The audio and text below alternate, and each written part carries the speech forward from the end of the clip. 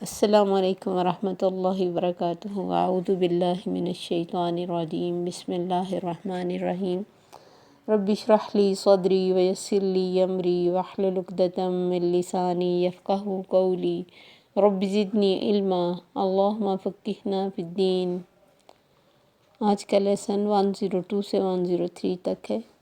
یا ایہا الذین آمنوا اتقوا اللہ، اے ایمان والو اللہ سے ڈرو، حق تقاتہ، جیسے حق ہے اس سے ڈرنے کا، ولا تموتن، اور نہ تم مرنا، الا وانتم مسلمون، مگر یہ کہ ہو تم اس حال میں کہ فرما بردار، واعتصموا بحبل اللہ جمیعا، اور مضبوطی سے پکڑ لو اللہ کی رسی کو سب، ولا تفرقوا، اور نہ تم تفرقے میں پڑو، واذکروا نعمت اللہ، اور یاد کرو اللہ کی نعمت کو، علیکم جو تم پر ہے، اذ کنتم اعداء، جب تھے تم دشمن، فألف بین قلوبکم، تو اس نے محبت ڈالی تمہارے دلوں کے درمیان، فاصبحتم بنعمتہ اخوانا، تو ہو گئے تم اس کی نعمت سے بھائی بھائی، وکنتم علی شفا حفرۃ من النار، اور تھے تم اوپر کنارے کے ایک گڑھے آگ کے سے، فانقذکم منہا، تو اس نے بچا لیا تم کو اس سے، کذالک یبین اللہ، اسی طرح بیان کرتا ہے اللہ، لکم آیاتہ، تمہارے لیے اپنی آیات، لعلکم تہتدون، تاکہ تم ہدایت پا جاؤ۔ یا ایہا الذین آمنوا اتقوا اللہ، یہ تقوی جو ہے آپ نے شروع کے پہلی لائن سے اب تک جتنا پڑھا اور اینڈ تک آپ دیکھیں گے کہ سب سے زیادہ قرآن میں جس چیز کا ذکر ہے وہ توحید ہے، اور اس کے بعد تقوی ہے، اور تیسری بڑی چیز صبر اور شکر ہے۔ یہی پوری زندگی کو گھیرے ہوئے ہیں۔ پہلی آیت میں اللہ نے فرمایا ذالک الکتاب لا ریب فیہ ھدی للمتقین، تقوی والوں کے لیے ہدایت ہے۔ اور جیسے کہ میں نے بتایا پہلے بھی کہ ہر عبادت سے اللہ ہمارے اندر تقوی پیدا کرنا چاہتے ہیں، وہ روزہ ہو، حج ہو، زکوٰۃ ہو، نماز ہو، کچھ بھی ہو، اور دنیا کے ہر معاملے میں بھی اللہ ہم سے تقوی چاہتے ہیں۔ جیسے نکاح کی خطبہ جو چھوٹی سی آیت ہے، 2 آیتیں ہیں، اس میں 2 دفعہ تقوی کا ذکر ہے، یا سورہ نساء کی پہلی جو 2 آیت ہیں نکاح کے خطبے میں ہوتی ہیں، اس میں بھی، طلاق میں بھی تقوی کا ذکر، نکاح میں بھی تقوی کا ذکر، وراثت کے احکام میں تقوی کا ذکر، حج میں، ہر معاملے میں، کیونکہ یہ ایک ریڈار ہے جو انسان کے اندر ہے۔ نبی صلی اللہ علیہ وسلم نے اپنے دل کی طرف 3 دفعہ اشارہ کر کے فرمایا التقویٰ ہا ہونا، التقویٰ ہا ہونا، تقویٰ تو یہاں ہوتا ہے۔ تو اس کا مسکن دل ہے۔ جس دل میں اللہ کا ڈر ہوگا وہ نہ کسی سے برا معاملہ کرے گا، نہ کسی کو برا کہے گا، نہ کسی کا برا چاہے گا، نہ ہی کسی کو دھوکہ دے گا، نہ جھوٹ بولے گا۔ وہ تو ایک ایک قدم پہ اس کے اندر کلک ہو جائے گا کہ یہ صحیح نہیں ہے یا پھر صحیح ہے۔ وہ جو اللہ نے قرآن میں فرمایا فَأَلْهَمَهَا فُجُورَهَا وَتَقْوَاهَا، میں نے الہام کر دیا اس کے اندر، اس کا فجور بھی، گناہ بھی، کہ کیا چیز بری ہے، کیا غلط ہے، کیا نفرت کے قابل ہے، اور وَتَقْوَاهَا، اور اس کا تقوی، یہ ہمارے اندر ہے۔ ہم اس کو کس طرح گرو کرتے ہیں یہ ہمارے اوپر ڈیپینڈ کرتا ہے۔ ہم اس کے ساتھ کس طرح زندگی گزارتے ہیں، ہم اس کو کتنا اپنی زندگی میں لیتے ہیں، اپنے معاملات میں لیتے ہیں، اپنی باتوں میں لیتے ہیں، اور اپنی زندگی کے شب و روز اس کے ساتھ گزارتے ہیں، یہ ہم پر ہے۔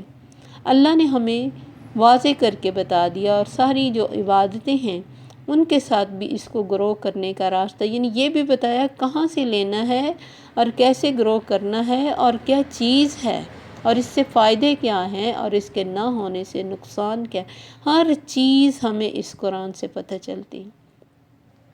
اللہ نے خود بھی انتظام کیا عبادات سے یہ گرو ہو، لیکن جب ہم عبادتیں ہی نہیں کریں گے، روزہ ہی نہیں رکھیں گے، نماز ہی نہیں روز پڑھیں گے، ٹائم پہ نہیں پڑھیں گے، ہمیشہ نہیں پڑھیں گے، کیسے تقویٰ آئے گا؟ تو جو اللہ نے فرمایا نا خرابی ہے، فَوَيْلٌ لِّلْمُصَلِّينَ الَّذِينَ هُمْ عَنْ صَلَاتِهِمْ سَاهُونَ، ان نمازیوں کے لیے بھی خرابی ہے جنہیں اپنی نمازوں کی خبر ہی نہیں، کتنی پڑھی، کیسی پڑھی، کیا پڑھا اس میں؟ تو ایمان والو اللہ سے ڈرو۔ اور تقوی کے ثمرات دیکھیں تو 3 طرح کے ثمرات سورہ طلاق میں اللہ کی طرف سے جو بتائے وہ بہترین ہیں، اور بھی پورے قرآن میں ہے، اور سب سے بڑی بات کہ ہدایت ہے ہی تقوی والوں کے لیے۔ تو اللہ سے ڈرنا جیسے اس سے ڈرنے کا حق ہے، یعنی ظاہر میں، باطن میں، چلنے میں، کھانے میں، عبادت میں، دیکھنے میں، سننے میں، اکیلے میں، محفل میں، شادی، طلاق، معاملات، ہر جگہ اللہ سے ڈر کے زندگی گزارنی ہے۔ اور اندر جو بائٹنگ آف دا کانشیس ہے اس کا دھیان رکھنا ہے۔ ہم اکثر اپنے ضمیر کو سلا دیتے ہیں، حالانکہ ضمیر ہمیں ہلاتا ہے کہ یہ کام تم نے صحیح نہیں کیا۔ تو جس طرح منہ دھونے کی ضرورت ہے نا، دل بھی دھونے کی ضرورت ہے، اور یہ سب سے مشکل کام ہے کہ ہم اپنے دل کی صفائی کریں، کیونکہ ہم بہت دفعہ خود کو صحیح سمجھتے ہیں، اس وجہ سے پھر صفائی بھی نہیں کر پاتے۔ تو جب حق کا تقاتی سنا تو صحابہ پریشان ہو گئے کہ اللہ کے نبی کتنا ڈرے ہیں۔ پھر اللہ نے یہ آیت نازل فرمائی فاتقوا اللہ ما استطعتم، جتنی تم میں طاقت ہے اتنا ڈرو، اور اللہ کسی کو اس کی طاقت سے بڑھ کر نہیں پوچھیں گے۔ تو ایمان والو اللہ سے ڈرو جیسے ڈرنے کا حق ہے۔ وَلَا تَمُوتُنَّ إِلَّا وَأَنْتُمْ مُسْلِمُونَ، اور مرتے دم تک تمہاری یہ حالت ہو کہ تم مسلمون ہو، اللہ کے فرما برداری میں تمہیں موت آئے۔ زندگی جب فرما برداری میں گزاریں گے، زندگی تقوی میں گزاریں گے، تو یقیناً انشاءاللہ موت بھی تقوی کے ساتھ ہی آئے گی، کیونکہ جنتیوں کے بارے میں آتا ہے کہ وہ جنت میں جا کے کہیں گے اِنَّا كُنَّا فِي أَهْلِنَا مُشْفِقِينَ، ہم اپنے گھر والوں میں رہ کے ڈرا کرتے تھے۔ تو اللہ تعالیٰ نے ہمیں ساری زندگی میں مختلف پہلوؤں میں اور مختلف عبادتوں میں اس کو حاصل کرنے کے لیے موقع دیے ہیں۔ اگر ہم اس کو ان عبادتوں کو صحیح معنوں میں کریں تو آٹومیٹکلی ہمارے اندر تقویٰ پیدا ہوگا۔ جیسے رمضان میں جب روزے میں ہم جھوٹ چھوڑتے ہیں، کھانا پینا چھوڑتے ہیں، غلط کام چھوڑتے ہیں، تو پھر یقیناً ایک ماہ کی اگر پریکٹس کریں تو بعد میں جیسے سگریٹ پینا، بہت سارے لوگ اس دوران نہیں پیتے سارا دن، تو رات کو اگر وہ چھوڑنا چاہیں تو یہ سارا کچھ کرنے کے لیے بہت ایزی راستے اللہ نے ہمیں دیے ہوئے۔ نبی صلی اللہ علیہ وسلم اور حضرت ابوبکر صدیق کہیں جا رہے تھے تو راستے میں ان کو ایک چرواہا نظر آیا۔ انہوں نے اس سے کہا کہ ہمیں تھوڑا دودھ پلا دو۔ تو آپ نے اس سے کہا کہ ہمیں اپنی بکری کا دودھ پلاؤ۔ وہ کہنے لگا کہ میرے مالک کو نہیں پتہ، میں نے اس سے پوچھا نہیں، اس لیے میں نہیں پلاؤں گا۔ تو آپ نے ایسی آزمانے کے لیے کہا مالک کون سا دیکھ رہا ہے؟ اس نے کہا مالک کا مالک تو دیکھ رہا ہے۔ نبی صلی اللہ علیہ وسلم کو اس کی بات بہت اچھی لگی۔ آپ نے فرمایا کوئی ایسی بکری لاؤ جو دودھ نہیں دیتی، جو ابھی چھوٹی ہے۔ پھر اس کو آپ نے بسم اللہ پڑھ کے دودھ دو لیا، حالانکہ وہ دودھ دینے والی نہیں تھی، اور آپ کا یہ معجزہ تھا۔ اور یہی اچھے انسان حضرت عبداللہ بن مسعود صحابی بنے۔ تو انسان کسی بھی مذہب سے تعلق رکھتا ہو، ابھی وہ مسلمان نہ بھی ہو، تب بھی اسے پتہ ہوتا ہے کہ کون سی چیز میرے مطلب صحیح ہے یا غلط ہے۔ تو حضرت عبداللہ بن مسعود نے مطلب ان میں خیر نظر آتی ہے کہ مسلمان ہونے سے پہلے بھی اندر خیر تھی، احساس تھا کہ میرا رب تو مجھے دیکھ رہا ہے، میں کچھ غلط کروں گا، کچھ چوری کروں گا، کچھ مالک سے پوچھے بغیر کروں گا۔ اور صحابہ بھی اس قدر ڈرتے تھے کہ جیسے حضرت عمر کے بارے میں نے آپ کو شاید پہلے بھی بتایا کہ اتنا زیادہ اللہ سے ڈرتے کہ ایک دفعہ کسی نے کہہ دیا عمر اللہ سے ڈر، تو زمین پہ اپنا گال رکھ دیا۔ پھر ایک دفعہ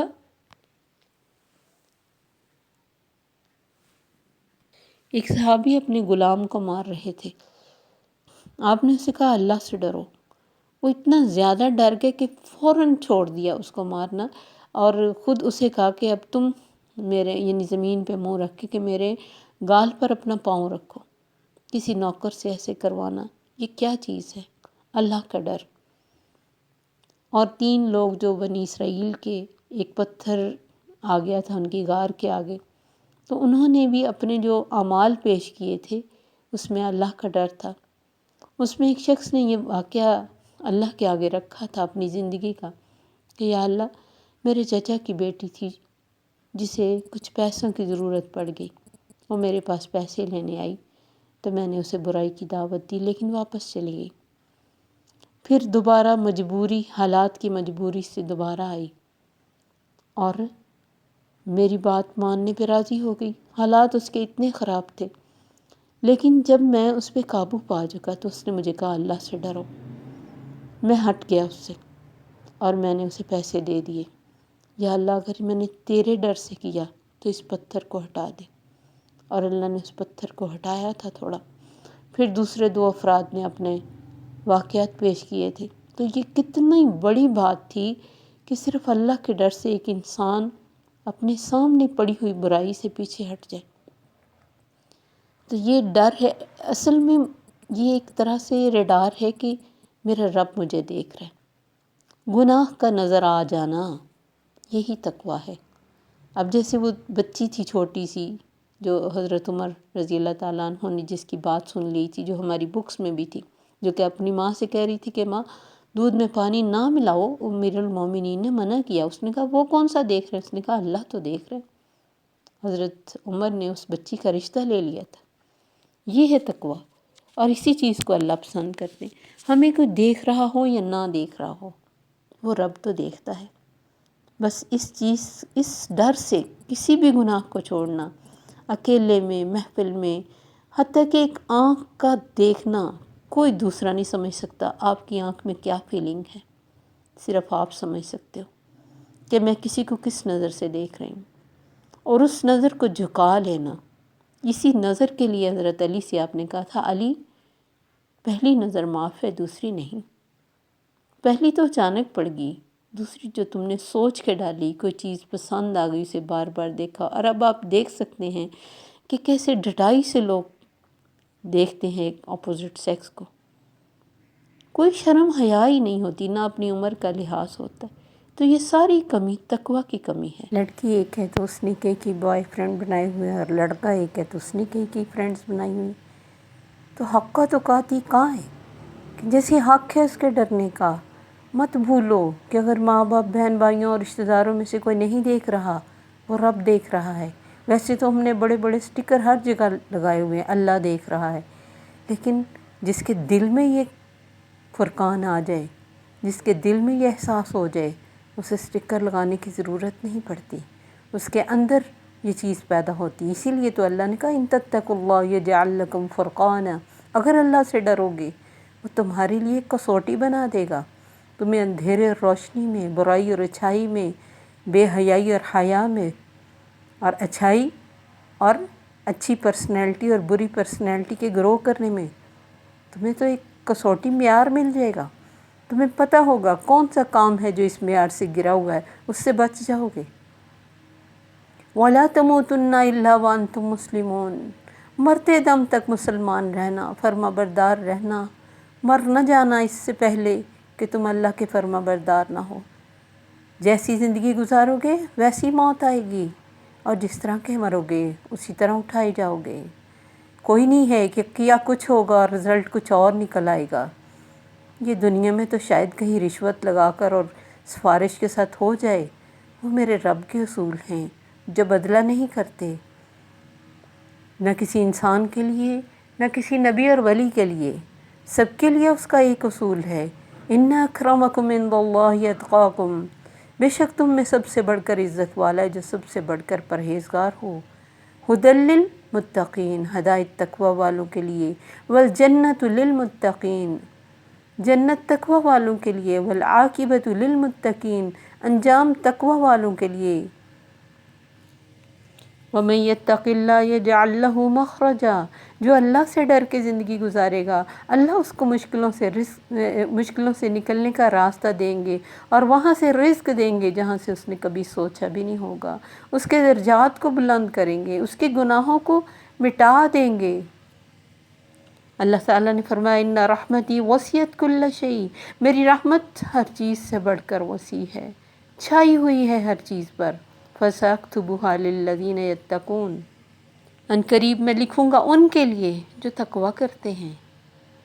جو تقوی کے ساتھ زندگی گزارتے ہیں، جنہوں نے اپنے ضمیر کو مار نہیں دیا دنیا کے لیے، جس نے اپنے ضمیر کو زندہ رکھا ہوا ہے، جو اس کی آواز سنتا ہے، جو اس کے الرٹ کرنے پہ الرٹ ہو جاتا ہے، تو مرتے دم تک مسلمان ہی رہنا۔ وَاعْتَصِمُوا بِحَبْلِ اللَّهِ جَمِيعًا، سب مل کر اللہ کی رسی کو تھام لو، یہ ہے جو تمہیں بگڑنے نہیں دے گی، یہ ہے وہ فرقان، یہ ہے وہ کسوٹی، یہ ہے وہ رسی جو اس قرآن کی صورت میں اللہ نے دی، ہمارے نبی کی زندگی کی صورت میں اللہ نے ہمیں سمجھائی۔ وَلَا تَفَرَّقُوا، تفرقے میں نہ پڑو، تمہیں دین جوڑنے کے لیے دیا تھا۔ کتنا جوڑا تھا اللہ نے ان لوگوں کو جو ہمیشہ لڑتے رہتے تھے۔ وَاذْكُرُوا نِعْمَتَ اللَّهِ عَلَيْكُمْ، یاد کرو جو اللہ کی نعمتیں تم پر ہیں۔ اِذْ كُنْتُمْ أَعْدَاءً، تم تو دشمن تھے۔ فَأَلَّفَ بَيْنَ قُلُوبِكُمْ، اس نے الفت ڈالی تمہارے دلوں کے درمیان۔ اللہ نے فرمایا میرے نبی لَوْ أَنفَقْتَ مَا فِي الْأَرْضِ جَمِيعًا، زمین کا سب کچھ تم خرچ کر لیتا، ان کے دلوں میں محبت نہ ڈال سکتا تھا۔ فَأَلَّفَ بَيْنَ قُلُوبِكُمْ، اللہ نے تمہارے دلوں میں محبتیں ڈال دی۔ فَأَصْبَحْتُمْ بِنِعْمَتِهِ إِخْوَانًا، اس کی نعمت سے تم بھائی بھائی بن کے رہنے لگ پڑے۔ وہ لوگ جو ایک دوسرے کے لیے دل میں کوئی سافٹ کارنر نہیں رکھتے تھے، کس طرح اپنے گھر کھول دیے، دل کھول دیے، اپنے کاروبار دینے پہ راضی ہو گئے، وراثت میں حصہ دینے پہ راضی ہو گئے۔ جن کو دینے کے لیے راضی ہوئے وہ منہ کھول کے نہیں بیٹھے تھے، وہ تو دنیا سے بے پرواہ رہنے والے لوگ تھے، انہوں نے کسی کی دی ہوئی چیز کا کبھی ناجائز فائدہ نہیں اٹھایا، ان کے لیے بھی دعائیں کی، ان کے لیے بھی محبتیں نچھاور کی۔ تو تم تفرقے میں پڑو۔ آپ نے فرمایا دین کو مونڈ دینے والی چیز ہے تفرقہ بازی، چھوٹی چھوٹی باتوں کے لیے ایک دوسرے کو کافر اور ظالم کہنا، ایک دوسرے کے لیے اللہ کے گھروں کو بند کر دینا، اور ایک دوسرے کے لیے دوسرے کے خلاف نفرت ڈالنا۔ تم سب کا دین ایک، قرآن ایک، رب ایک، نفرتوں کی کیا وجہ ہے؟ ٹھیک ہے سمجھنے میں کسی کو کوئی سمجھ آئی، کسی کو کوئی سمجھ آئی، ان چھوٹی چھوٹی باتوں کے لیے اپنی اپنی مسجد بنا کے دوسروں کے خلاف فتوے دینا، یہ کہاں سے سیکھا تم نے؟ یہ ٹوٹ کے رہنا، ایک دوسرے کے لیے دل میں جگہ نہ رکھنا، دل کی تنگیاں ہونا۔ کذالک کنتم من قبل، ایسے تو تم پہلے تھے۔ فمن اللہ علیکم، اب تو تمہارے پر اللہ کا احسان ہے، اس نے نبی بھیج دیا جس نے دل میں کسی کے لیے کوئی برائی رکھی نہیں، جس کا دل شیشے کی طرح صاف، ہر صحابی کو لگتا آپ مجھ سے سب سے زیادہ پیار کرتے ہیں، کوئی بڑا چھوٹا نہیں تھا آپ کی نظر میں۔ ہم نے کن چھوٹی چھوٹی باتوں پہ تفرقہ بازی شروع کر دی، دنیا کے لیے اسلام کو تماشا بنا دیا۔ کہاں دنیا کے لیے یہ ایک مثال تھی، ہمارے مذہب جیسا کسی کا مذہب نہیں تھا، ہمارے نبی جیسا کسی کا نبی نہیں تھا، ہمارے قرآن جیسا کسی کا قرآن نہیں تھا، ہمارے دین جیسا کسی کا دین اور طریقہ زندگی نہیں تھا۔ ہم تو خوبصورت مثال تھے پوری دنیا کے لیے۔ ہمارے بڑوں نے کیسے مثالیں قائم کی، دنیا ڈر گئی ان پیوند لگے کپڑوں کہ خلفائے راشدین سے، بڑے بڑے کنگنوں والے اور تاج و تختوں والے ڈر گئے ان سے، ان کے اندر ایمان کی اتنی بڑی طاقت تھی۔ ٹھیک ہے ایک دوسرے کے لیے دل میں کوئی کمی آ سکتی ہے، لیکن دین کے نام پر ایک دوسرے کو برا کہنا اور دین کے نام پر اپنی الگ سے ایک فرقہ بنا لینا، اسی لیے نبی صلی اللہ علیہ وسلم نے فرمایا تھا نصارہ کے 71 فرقے بنے، یہودیوں کے 72، میری امت کے 73 فرقے بنیں گے، 73۔ آپ سے پوچھا گیا پھر کون سا بخشا جائے گا؟ آپ نے فرمایا جو کتاب اور سنت پہ چلے گا، یہ معیار دے دیا۔ اگر کوئی اس معیار سے ہٹ گیا ہے وہ اپنا خود بھلا اور اچھا جانتا ہے، ہم اس کو کون ہوتے ہیں کفر کا فتویٰ دینے والے، یا دوسرے کے بارے میں اپنے فرقے والوں کو دوسروں کے بارے میں نفرتیں ڈالنے والے کہ کوئی کسی کی بات ہی نہ سن پائے۔ اللہ نے کہا تفرقہ نہ ڈالو، میری اس رسی کو مضبوطی سے پکڑ لو، کوئی فرق نہیں ہے، یہ دین جوڑنے کے لیے آیا، اس دین نے تو دلوں کو جوڑا، اس دین نے دشمنوں کو اکٹھا کر دیا، جو 30 سال ایک چھوٹی سی بات کے لیے نسلیں ختم کر دیتے تھے، جنگیں ختم نہیں ہوتی تھیں، چھوٹی چھوٹی بات پہ ایک دوسرے کے لیے تلواریں نکل آتی تھی، اس دین نے تو ان کو جوڑ کے رکھ دیا، تم تو مسلمان ہو۔ یوں تو سید بھی ہو، مرزا بھی ہو، افغان بھی ہو، تم سبھی کچھ ہو، بتاؤ تو مسلمان بھی ہو۔ اپنی مسلمانی دکھانے کے لیے ہم دنیا میں رہے تھے، اپنے نبی کے مشن کو لے کے چلنے والے، لوگوں کو اس دین کے ساتھ جوڑنے والے، لوگوں کے دلوں میں دین اور اسلام کی محبت پیدا کرنے والے لوگ تھے ہم۔ ہم نے کہاں سے یہ تفرقے سیکھے؟ آپ نے فرمایا دین کا صفایا کر دینے والی چیز ہے تفرقہ بازی۔ تو اس رب نے تمہارے درمیان محبت ڈالی تھی، اسی کی نعمت سے تم بھائی بھائی بنے۔ وَكُنْتُمْ عَلَىٰ شَفَا حُفْرَةٍ مِّنَ النَّارِ، اور تم تو آگ کے گڑھے کے کنارے پہ کھڑے تھے۔ فَأَنْقَذَكُم مِّنْهَا، اس نے تم کو اس سے بچا لیا، تم تو گرنے کے نزدیک تھے۔ جو حال تمہاری تھی، جو اخلاق تمہارا تھا، جو روز مرہ کے معاملات تمہارے تھے، تم تو آگ کے گڑھے پہ کنارے پہ پہنچ گئے تھے، اس نے تمہیں اس سے بچا لیا۔ كَذَلِكَ يُبَيِّنُ اللَّهُ لَكُمْ آيَاتِهِ لَعَلَّكُمْ تَهْتَدُونَ، اس طرح بیان کرتا ہے اللہ تمہارے لیے اپنی نشانیاں تاکہ تم ہدایت پا جاؤ، تم راہ پا جاؤ۔ گم کر دیے تم نے اپنی راہ، تمہاری راہ تو خوبصورت راہ ہے۔ تم مجھ سے ہدایت مانگتے ہو، تمہیں ہدایت کے لیے یہ دیا ہے قرآن، سمجھنے کے لیے، سوچنے کے لیے، اس کے مطابق زندگی گزارنے کے لیے۔ سوچو تو صحیح، وہ بیان کرتا ہے تمہارے لیے اپنی آیات، وہ پھیر پھیر کے لاتا ہے، وہ تمہیں سمجھاتا ہے تاکہ تم ہدایت پا جاؤ۔ ہم نے دنیا کی ہر چیز کو سمجھا، سوچا، اس کو پرکھا، جانا، آگے چلے گئے۔ کمپیوٹر میں موبائل کی نئی سے نئی ایپ ڈاؤن لوڈ کر کے تو اس میں نئی سے نئی بے حیائی کے طریقوں میں کتنے آگے بڑھ گئے ہم دنیا میں۔ چند سالوں میں گاڑیوں اور کوٹھیوں کے مالک بن گئے انفلوئنسر۔ کیا نہ پایا؟ ہدایت نہ پائی۔ اس نے بیان کی تھی ہمارے لیے آیتیں کہ آگ کے کنارے پہ نہ چلے جانا، میں نے تمہیں پہلے اس سے بچایا ہے۔ لیکن ہمیں اس دنیا نے پھر الہاکم التکاثر، کثرت کی خواہش نے غافل کر دیا۔ ہم اپنی زندگی میں آنے کا مقصد ہی بھول گئے، ہم اپنے نبی کے مشن کو بھول گئے اور کٹ کے رہ گئے ایک دوسرے سے۔ دلوں میں اتنے گیپ کے، اتنے دیکھنے میں چاہے ساتھ بیٹھے ہوں، دل دور دور ہے۔ اور روٹس کہاں شروع ہوئیں؟ ہم نے پاؤں سے پاؤں تک نہیں جوڑا، ہم نے کسی کے لیے دل میں جگہ ہی نہیں رکھی، نہ دنیاوی لحاظ سے نہ دین کے لحاظ سے۔ اللہ ہمیں ان چیزوں کی سمجھ عطا فرمائے، ہم اپنے اس بھولے ہوئے راستے کو پھر پا سکیں۔ اللہ ہمیں اس کے اوپر جوڑ کے تو آگے تک لے کے جائے، ہم بھی مشعل راہ بنے لوگوں کے لیے۔ آمین۔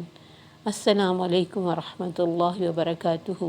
سبحانک اللہم وبحمدک، اشہد ان لا الہ الا انت، استغفرک واتوب الیک۔